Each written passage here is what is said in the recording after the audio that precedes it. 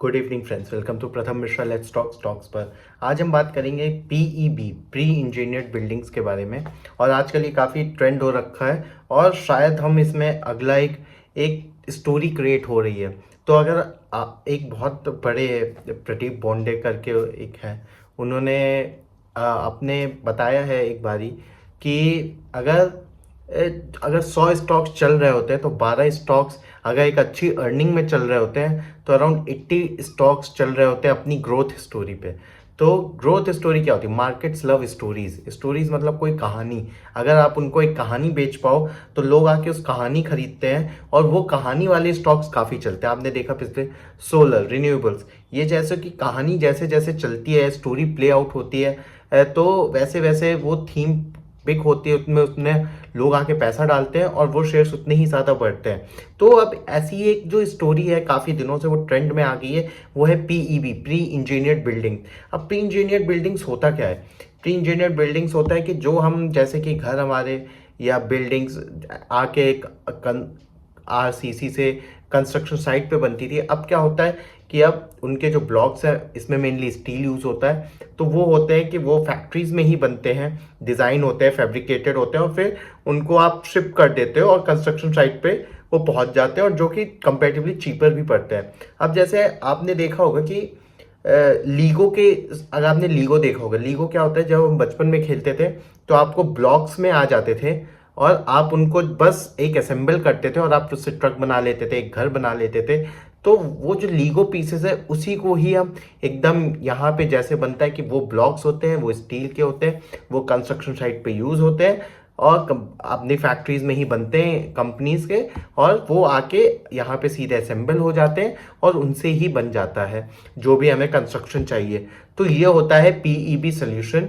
और इसमें क्या होता है कि आपका एक ऑप्टिमाइज एनर्जी होता है, आपका जो स्टाफ होता है वो एक, हमें थोड़ा स्किल्ड वर्कर चाहिए आपके कंस्ट्रक्शन साइट, ऐसे नहीं कि आपने लेबर उठाया और आप ले आए। तो अगर आप देखेंगे तो आप schools, auditoriums, play indoor stadium, तो अब ये सब जो है वो फ्लेक्सिबल, इवन एयरपोर्ट्स और इन सब चीज़ों के भी जो ऑर्डर्स हैं वो मिल रहा है अभी। और एक कंपनी के हमें कॉन कॉल में ये तक बताया गया कि जो रिलायंस अपना कैंपा कोला लॉन्च कर रहा है, उसके जो फैक्ट्री के ऑर्डर हैं वो भी पीईबी को ही मिल रहे हैं, मतलब प्री इंजीनियर्ड बिल्डिंग को मिल रहा है। तो आप समझ सकते हैं कि जो एक बहुत ही ज़्यादा अंडर नरिश्ड या बहुत ही अंडर पेनिट्रेटेड एक सेक्टर था, जहाँ पे आप सिर्फ कोई लिस्टेड प्लेयर्स नहीं थे जो वो कंस्ट्रक्शन चल रहे थे, अब वो हट के एक ऑर्गेनाइज्ड प्लेयर्स के हाथ में आने वाला है। तो वो जो मूवमेंट होने वाला है वो पीवी है। अब ये इंडस्ट्री है कैसी?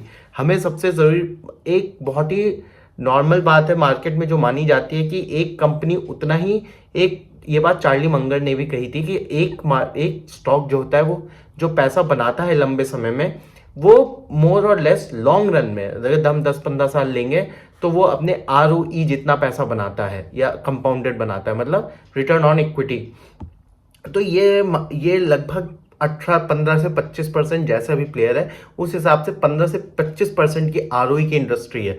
तो मतलब अगर आज के दिन हम अज्यूम करें एक टेक्नोलॉजी में बहुत ज़्यादा लेटेंट शिफ्ट ना, और जितने भी हमने कॉन कॉल्स पढ़ी हैं उसमें हमें ये 3 से 5 साल की हमें गाइडेंस दी जा रही है कि शायद 3 से 5 साल में हमें 20% ग्रोथ, 20% ROE हमें मिलता रहे। तो अगर हम एक बेसिक माइंड रखें और अगर आप एक लॉन्ग टर्म इन्वेस्टर हैं तो हम ये ज़रूर सोच सकते हैं कि शायद हमें अगले 3 से 5 साल में एक 20 से 25% का ग्रोथ इस सेक्टर में हमें मिल सकता है। और अगर री रेटिंग होती है वो कुछ भी हो, पर अगर हम लॉन्ग टर्म के लिए इसको रखेंगे तो हम ये समझ सकते हैं कि एक 20-25% का ग्रोथ का सेक्टर है। तो एक हमें ROE हमें अच्छी मिल रही है, हमें कैश फ्लो मिल रहा है, हमें एक सेक्टर में शिफ्ट होता दिख रहा है, तो काफ़ी अच्छी चीज़ें हैं जो कि हमें मिल रही हैं। अब आप इसमें देखें तो एडवांटेजेस क्या होते हैं कि कंस्ट्रक्शन टाइम जो होता है वो 30 से 50% घट जाता है। एक लोअर कॉस्ट वेस्टेज भी हो जाती है कि आपके जो वेस्टेज में जो आपके डिज़ाइन और लेस मटेरियल वेस्ट होता है, तो ये जब जो वेस्टेज होती है वो सब घट जाती है। फिर उसके बाद हाई ड्यूरेबिलिटी होती है, कस्टमाइजेशन होता है कि आप जैसा बोले वो शायद फैक्ट्री में वैसा बनेगा, फिर आप उनको वैसे हिला भी सकते हो और इसमें कॉस्ट भी कम पड़ रहा है। तो ये सब जो चीज़ें हैं, अब जैसे अमेजोन भी अपना जो फुलफिलमेंट सेंटर है, जो उसका वेयर हाउसेज हैदराबाद में बहुत बड़ा बन रहा है, वो भी पीईबी बना रहा है। तो अगर आप ऐसे देखें तो किर्बी, टाटा ब्लू स्कोप, तो ऐसे कई कई चीज़ें हैं जो कि अब पीईबी बना रहे हैं। तो हम देखें तो Maharashtra, NCR, Karnataka, new universities, new building, school, Rajasthan, Karnataka का अगर आप देखें तो हॉस्पिटल्स, क्लिनिक, अब हर चीज़ पीबी को ऑर्डर मिल रहे हैं लगातार। तो हम देखें तो बहुत ही एक तेजी से ग्रोथ आ रहा है, और इससे हमें ये भी पता चल रहा है क्योंकि रिसेंटली में काफ़ी कंपनीज हैं जो लिस्टेड हुई हैं। अगर हम देखें तो एक पेना इंडस्ट्रीज थी जो कि पहले से थी, फिर आपकी इंटर आर्क आई, उसके बाद फिर आप देखें तो ई पैक ड्यूरेबल्स है जो कि एक अच्छा कर रही है, एमएनबी करके है। तो अगर आप देखें तो इन सब जगहों में हमें ये सब चीज़ें आ रही हैं। अब इसमें क्या होता है कि मेनली एक स्टील की चीज़ें मिलती हैं, स्टील इसमें बहुत ही ज़्यादा यूज़ होता है। अब अगर हम देखें कि इसमें कि कैसा क्या चीज़ें यूज़ होती है, तो डिज़ाइन और इंजीनियरिंग डेप्थ इसमें अच्छी चाहिए आपको, तो R&D में एक अच्छा पैसा इसमें आपका जाता है, तो आप इसमें यहाँ पे अप स्केल कर सकते हैं। उसके बाद फिर देखेंगे कि जो इंटर आर्क और पेनार है, पेनार जो है वो सबसे कम ROE है। हम धीरे धीरे हम बाद में सारे स्टॉक्स जितने भी हैं हम उसमें कंपैरिजन भी करेंगे, क्योंकि हमारा मकसद होता है कि हम एक बेस्ट स्टॉक निकालें और उसमें हम पैसा इन्वेस्ट कर सकें जिसमें हमारा पैसा बन सके। और अगर आप सेक्टर लीडर या सेक्टर में जो लीड कर रहा है एक अलग चीज़ होती है, फिर हमें देखना है कि कौन सा सेक्टर में प्लेयर है जो कि एक लंबा ग्रोथ और एक अनहिंज्ड पोजीशन से या बहुत वॉलेटिलिटी अपने ऊपर नीचे ना दिखा के अगर वो सबसे अच्छी ROE या ग्रोथ दे पाएगा तो वहाँ पे हमारा पैसा बहुत ईजिली बहुत ज़्यादा बनेगा। तो अगर आप देखें तो इंटर आर्क और पेनार एक बहुत ही अच्छा इसमें काम करते हैं। वो एक इंटर आर्क शायद दुनिया का तीसरी सबसे बड़ी कंपनी है जिसको ऑर्डर मिलता है, तो इंटर आर्क एक अच्छी खासी है जो कि इंडिया में सबसे बड़ी तीसरी ऑर्डर बुक सबसे बड़ी है। तो आप पेनार देखेंगे, पेनार पहले एक बहुत ही जो हम ट्रेडिशनल काम होते थे हम वो उसमें करता था, पर वो अब धीरे धीरे शिफ्ट होके इसमें आ रहा है पीईबी के इंडस्ट्री में। तो आप देखेंगे तो इंडस्ट्रियल, डेटा सेंटर्स, एयरपोर्ट, इन सबको ऑर्डर्स मिल रहे हैं। आप डेटा सेंटर या सोलर प्लांट्स भी जितने भी देख रहे हैं तो डेटा सेंटर भी ही कितनी ग्रोथ है, तो अगर आप देखेंगे तो उनके ऑर्डर्स भी पीईबी को जा रहे हैं, तो वो ग्रोथ यहाँ पे आनी है। तो अगर आप डेटा सेंटर का प्रॉक्सी भी इसको मानेंगे तो आप मान सकते हैं कि उसर जितनी ग्रोथ है तो शायद यहाँ भी उतनी ग्रोथ आएगी। अब इसमें जो एक सप्लाई चेन की बात होती है तो इसमें रिस्क कहाँ रहता है, एक स्टील 60 to 70% इसमें स्टील यूज होती है, तो स्टील का प्राइस बहुत इंपॉर्टेंट हो जाता है कि स्टील से कितना पैसा आएगा। तो इसमें थोड़ा सा गुड मैनेजमेंट चाहिए, एक बैकवर्ड इंटीग्रेशन चाहिए कि आपका थोड़ा हो, पर इसमें माल इतनी जल्दी आप खरीदते हैं कि थोड़ा एक्सप्रेस कॉन कॉल्स में हमें किया गया कि शायद स्टील की प्राइस की वॉलेटिलिटी हमें उतनी इसमें असर ना करे, क्योंकि हम नया स्टील लेते हैं, हम उसको काम करते हैं और फिर हम उसको आगे बढ़ा देते हैं। तो स्टील के प्राइस की फ्लक्चुएशन शायद हमें बहुत ज़्यादा इंपैक्ट ना करे जितना हमें ट्रेडिशनल प्लेयर्स में देखने को मिलता है, बट हमें एक स्टील का इसमें रिस्क रहेगा। फिर आप देखेंगे कि रिपीट कस्टमर रेशियो इसमें बहुत एक इंपॉर्टेंट होता है। हम बात कर रहे हैं मेट्रिक्स की कि जब आप किसी की भी कॉन कॉल पढ़ेंगे, आप ये जो हमारी 4-5 मेट्रिक्स जो मैं आपको बता रहा हूँ, अगर आप इस चीज़ को देख लेंगे तो आपको पूरा इंडस्ट्री पूरी समझ में आ जाएगी। So I am giving you the matrix कि आपको किस किस चीज़ में आपको करना है। जैसे आप अगर रिटेल देख रहे हो तो SSSG आप देख लेते हो, आरपू देख लेते हो अगर आप टेलीकॉम में हो, एवरेज रेवेन्यू पर यूज़र। तो ऐसे ऐसे करके कुछ कुछ मैट्रिक्स होती है कि जिससे आप पूरी उस इंडस्ट्री को समझ जाते हो कि कौन कौन से मेरे को कॉन कॉल खोलनी है, मेरे को 4-5 पॉइंट्स चेक करने हैं, मेरे को मैट्रिक बना लेना और मेरे को पता लग जाना है कि सेक्टर में कौन सा बेस्ट कंपनी है।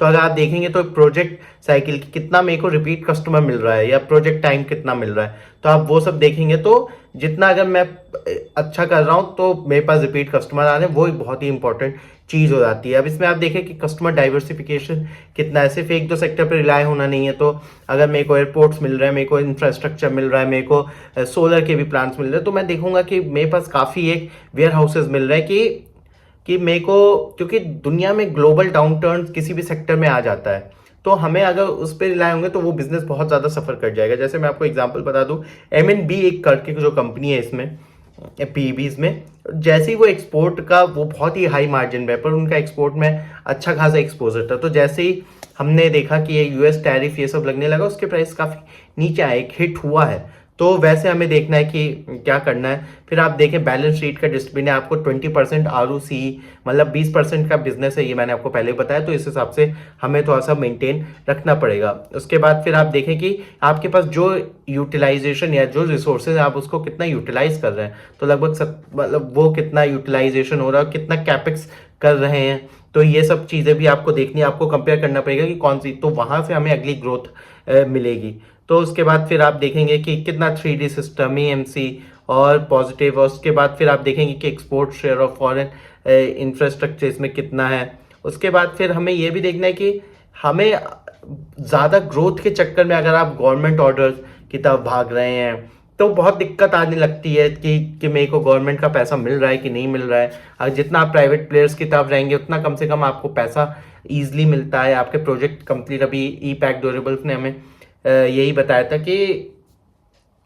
कि आप जितना हम जल्दी, जितना प्राइवेट प्लेयर्स का रहते हैं तो जब तक हमारा प्रोजेक्ट कंप्लीट होता है हमें लगभग 95% पैसा हमें वापस आ चुका रहता है।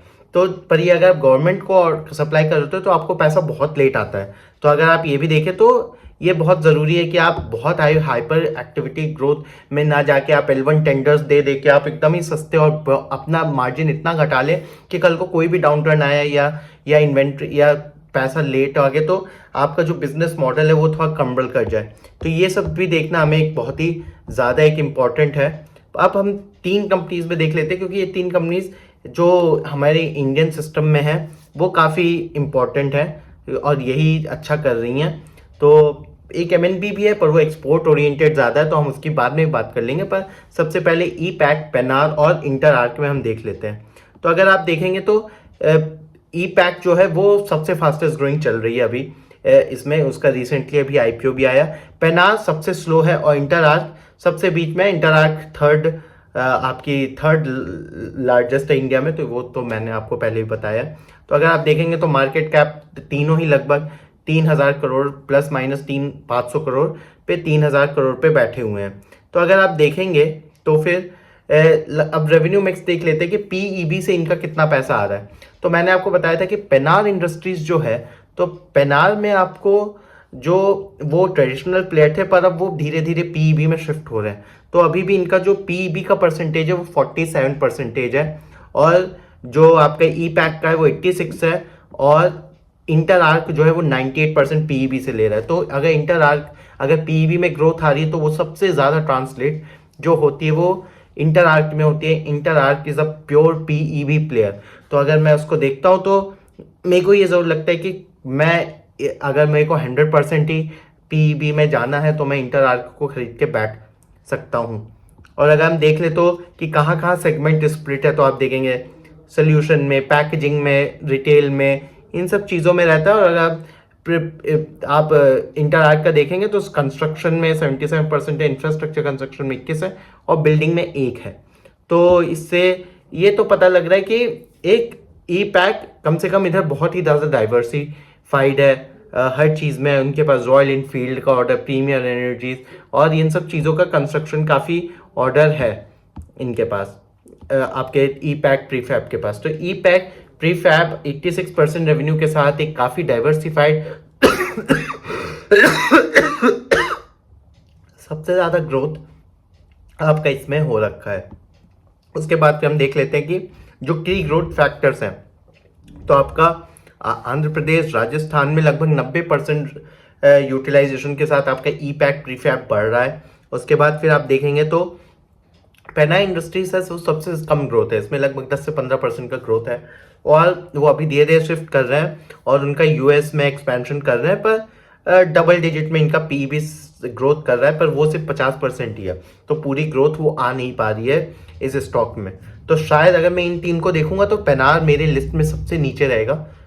इंटर आर्क और ई पैक में आपके लिए डिपेंड कर सकता है कि आप अपने आप को कितना रिस्क मानते हैं, कितना रिस्क लेने वाला मानते हैं, उस हिसाब से आप शेयर पिक कर सकते हैं। क्योंकि जब मैंने इस सेक्टर में इन्वेस्ट किया था तो ई पैक का IPO नहीं आया था, तो मैं इंटर आर्क में इन्वेस्टेड था। मैं अपना बता देता हूँ। तो इंटर आर्क में क्योंकि प्योर PEB प्लेयर था, एक अच्छी ग्रोथ थी, एक अच्छी ROC थी बिजनेस में। पर ई पैक आने के बाद मैं देखता हूँ कि सबसे तेज ग्रोथ तो ई पैक में ही है। तो क्या मुझे शिफ्ट करना चाहिए? पर एक IPO के बाद आपको पैसा डालने, आप देखते हो एक क्वार्टर में कैसे रिजल्ट आता है। इस बार का क्वार्टर का रिजल्ट आया, इनका बहुत ही अच्छा आया। और आप देखेंगे ग्रोथ, हम देखते हैं तो ग्रोथ आंध्र प्रदेश, राजस्थान में ई पैक प्रीफैब बोल रहा है। फिर आप देखेंगे तो स्ट्रॉन्ग ऑर्डर, इंटर आर्क को एक स्ट्रॉन्ग ऑर्डर बुक है, हमने आपको बताया था कि रिपीट कस्टमर होने चाहिए, तो वो एक अच्छा खासा है क्या। और EV और रिन्यूएबल्स, एथर का और टाटा का भी इन्होंने ऑर्डर जीता है और 82% रिपीट ऑर्डर्स हैं, रिपीट क्लाइंट्स हैं। तो आप देखेंगे 22% ई पैक प्रीफैब के क्लाइंट ऑर्डर थे और लगभग 82% जो है जो हमें मिला है वो आपको इंटर आर्क की तरफ से मिल रहा है। और लगभग 5 जो इनके टॉप रेवेन्यूज हैं वो लगभग 27% कॉन्स्टिट्यूट कर रहे हैं। तो अगर हम इतना देख रहे हैं तो हमें ये पता ज़रूर लग रहा है कि एक किस्म से जो कंपटीशन इस सेक्टर में है वो पूरा पूरा इंटर आर्क और प्री फैब के टर्म्स में पूरा का पूरा चल रहा है। अब उसमें कौन है, कितना जीतेगा, वो हम और भी डिटेल में अब इसमें बात करते हैं कि हमें कहाँ अपना पैसा लेके जाना चाहिए। पर अगर आप तो आप बात करते हैं, अब हम ई पैक के प्रीफैब की जो कॉल हुई थी हम उसमें थोड़ा ज़्यादा घुसते हैं, हम थोड़ा उसमें ज़्यादा डिटेल में जाते हैं कि हमें क्या बोला गया और क्या हमें देखने को मिला है। क्योंकि बहुत अच्छी ग्रोथ आई है, लगभग 50 और उन्होंने गाइडेंस भी 30-35% का ग्रोथ का बोला है। और ई पैक प्रीफैब की जो सबसे खास बात है कि वो बहुत तेज़ी से ऑर्डर कंप्लीट करते हैं। कि अगर एक ही जगह में दो, उन्होंने कॉल में बताया कि अगर एक ही जगह पे 2 कंपनीज को पीईबी सेक्टर में ऑर्डर मिला हुआ है तो ई पैक जो है वो सबसे पहले वो ऑर्डर ख़त्म करके निकल जाता है। तो इसका मतलब है आप आरओई अपना अच्छा कर लेते हो, आप ज़्यादा कस्टमर में वो अपना कैपिटल चर्न कर पाते हो, आपका आरओई बढ़ जाता है। तो अगर हम उस हिसाब से देखें तो ई पैक इस चीज़ में हमें काफ़ी अच्छा, काफ़ी तेज़ दिख रहा है। वैल्यूएशन में भी सबसे ऊपर है, रिसेंट में उसकी ग्रोथ आई है तो हम देख सकते हैं उधर। तो अगर हम देखें तो ई पैक प्रीफैब में लगभग उन्होंने बताया कि 15 से 20% कम आरसीसी का कंस्ट्रक्शन होता है और जो कंस्ट्रक्शन टाइम होता है वो आधा हो जाता है पीईबी बिल्डिंग में। और अभी ई पैक का जो मार्केट शेयर है वो लगभग 5 से 5.5% है और वो बोल रहे हैं कि हम उसको 10% के ऊपर 2 साल में कर लेंगे और मार्जिन जो है वो मेंटेन मार्जिन 11% के आसपास करने वाले हैं। और उन्होंने जैसे ही आपको बताया कि एग्जीक्यूशन जो स्पीड है वो सबसे बड़ा मोट है ई पैक प्रीफैब का, जो उन्होंने हमें रिसेंटली बताया है। तो आप देखेंगे कि उन्होंने बोला है कि हम जो है वो इस चीज़ में सबसे तेज़ हैं और शायद हमारा यही सबसे अच्छी की बात है कि हम इसमें बढ़ जाते हैं। तो अब जो इसमें जो हमें जो ग्रोथ मिल रही है वो हमें हर सेक्टर में मिल रही है कि renewable, auto, FMCG, EVs, battery, data centres, Campa Cola और जितने भी हैं उन्होंने सबने बोला है कि हमें पीबी के थ्रू ही वो ऑर्डर शिफ्ट प्लेस कर रहे हैं। और उसके बाद आप देखें तो पीबी जो इंडस्ट्री है वो 10 से 12% से ग्रो करी है H1 इस पहले H1 मतलब मार्च से सितंबर के बीच में। और जबकि उन्होंने बोला कि काफ़ी डाउनटर्न था आपके इंडिया पाकिस्तान वॉर के कारण, फिर मानसून इतना ज़्यादा था, फिर तो इस हिसाब से आप देखें तो उसके बावजूद ये 8 से 10-12% के उन्होंने बोला कि H2 is always more than H1।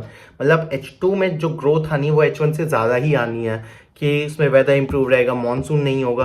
तो आप देखेंगे कि वो आप देख सकते हैं कि वो उसमें चीज़ें बेटर आपको दिखेंगी कि एटलीस्ट यहाँ पे हमें वो चीज़ें बेटर आप थोड़ा सा एस्पेक्ट में मेंटेन कर पाएंगे कि शायद ई पैक प्री फैब हमें थोड़ा सा इन चीज़ों में बेटर दिख रहा है।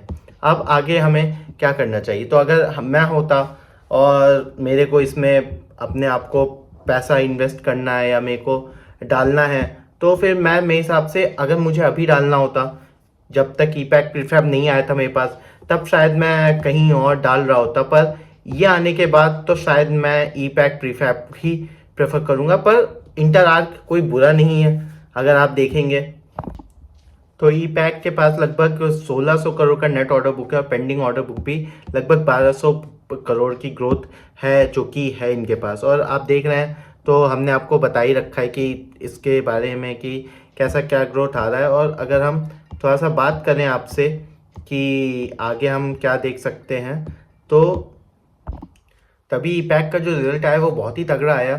लगभग रेवेन्यू 36% अप है और आप पैट देखेंगे तो 67% अप है। और H2 FI6 जो है वो और बेटर बोला गया और अभी इनको रिसेंटली IPO का पैसा भी मिला है। तो उधर भी हम देख सकते हैं कि काफ़ी एक तेज़ी हमें आने को मिल सकती है। अब हम देख लेते हैं कि MNB इंजीनियरिंग्स जो है, MNB इंजीनियरिंग्स भी एक अच्छी है। और अगर आप देखेंगे तो सबसे ज़्यादा जो रिटर्न ऑन इक्विटी है वो सबसे ज़्यादा आपकी MNB में ही मिल रही है। और उसका रीज़न क्या है? इसका रीज़न यही है कि वो एक्सपोर्ट में भी हैं, एक अच्छा खासा उन्होंने एक्सपोर्ट में है। तो अगर हम देखें तो ई पैक प्रीफैब के पास 3 मैन्युफैक्चरिंग प्लांट है और लगभग उनके पास 1,33,000 मिलियन टन पर एनम की कैपेसिटी है और ऑर्डर बुक है लगभग 6,500 का। और इंटर आर्क के पास वही जो इंस्टॉल्ड कैपेसिटी है वो 1,60,000 का है, मतलब थोड़ा सा ज़्यादा। और ऑर्डर बुक जो है वो उनके पास 13,000 की है। MNB के पास जो है वो 1,03,000 की और 6,700 की। तो मतलब तीनों जो हम चारों कंपनीज जिनकी हम बात कर रहे हैं वो काफ़ी नेक टू नेक प्लेस है। और अगर आप देखेंगे MNB की तो लगभग जो उनका रिटर्न ऑन इक्विटी वो लगभग 28% है, इंटर आर का 18% है, ई पैक का 22% है। तो अगर हम इतना देख पा रहे हैं तो हमें ये तो ज़रूर पता लग रहा है कि एक अच्छे आरओई के का और एक अच्छे सब कोई एक बहुत ही अच्छे बहुत ही डिसेंट पी रेशियो पे वैल्यूएशन हमें ओवर स्ट्रेस नहीं दिख रही। तो एक री रेटिंग की काफ़ी इसमें उम्मीद और हमें क्रिएट हो जाती है कि शायद एक अच्छी खासी री रेटिंग यहाँ पे हमें देखने को मिल सकती है। अब ये री रेटिंग कैसे होगी, कब होगी, हमें कितना होल्ड करना पड़ेगा, पर हमें आगे भी जो हमारी 3-4 कंपनीज बची हैं हमें उधर भी रिजल्ट्स देखना पड़ेगा कि कैसे रिजल्ट्स आ रहे हैं। और जैसे वो रिजल्ट्स हमें आते जाएंगे और जैसे वो अच्छे रिजल्ट्स आएंगे या ख़राब रिजल्ट्स आएंगे, हम अपने आप को साइजिंग उसी हिसाब से ऊपर या नीचे कर सकते हैं। ऐसा कोई ज़रूरी नहीं है कि आपको इसमें एक स्टॉक है 3-4 अभी तक दिख रहे हैं, अब इसमें से कोई 1-2 होंगे जो बहुत ही आगे चलेंगे। सो फार हमें MNB, इंटर आर्क और ई पैक ड्यूरेबल, इन 3 बहुत अच्छे लग रहे हैं। ई पैक ड्यूरेबल रिसेंट है, उसने एक अच्छा रिजल्ट शो किया है, हम आगे उसे ट्रैक करेंगे, पर एक अच्छा इसमें काफ़ी रनअप भी हो चुका है। तो अगर वो नीचे गिरता है तो ज़रूर हम ले सकते हैं। इंटर आर कभी भी उसी प्राइस पे उसी वैल्यूएशन पे मिल रहा है, ज़रूरी होगी कि आगे की कौन कॉल कैसी चलती है। MNB पे हमें देखना पड़ेगा कि एक्सपोर्ट जो उनका इम्पैक्ट है वहाँ से जो आरओई वो मेन लेकर आते हैं वो उस पर क्या इम्पैक्ट आता है, तो वो हम देखेंगे कि क्या चल रहा है उधर से और उस हिसाब से हम अपनी एलोकेशन करेंगे। और उम्मीद करता हूँ कि आपको ये वीडियो पसंद आया होगा, आपको इस सेक्टर के बारे में जानकारी मिली होगी। हमने सबको वैल्यूएशन एक किस्म से एक रूफ के अंदर लाया है और कोशिश करिए कि हम इसमें कहाँ इन्वेस्ट करें, कहाँ पे हमें सबसे ज़्यादा हेड रूम बचा मिल रहा है, कहाँ पे सबसे ज़्यादा सेफ्टी नेट बचा है, उस हिसाब से हमें पैसा डालना है। और उम्मीद करना है कि एक सेफ्टी नेट रहेगा तो एक बुरे समय में हमें वो एक कुशन की तरह एक्ट करता है अपनी इन्वेस्टमेंट और अपनी चीज़ों पे रख के। सो ये चीज़ पे ही हमें एक वीडियो था जो कि हमने कोशिश करी कि लाए बनाए। और अगर आपको पसंद आया ज़रूर लाइक करें, कमेंट करें, सब्सक्राइब करें। कोई भी क्वेश्चन है आप ज़रूर पूछें। Thank you so very much.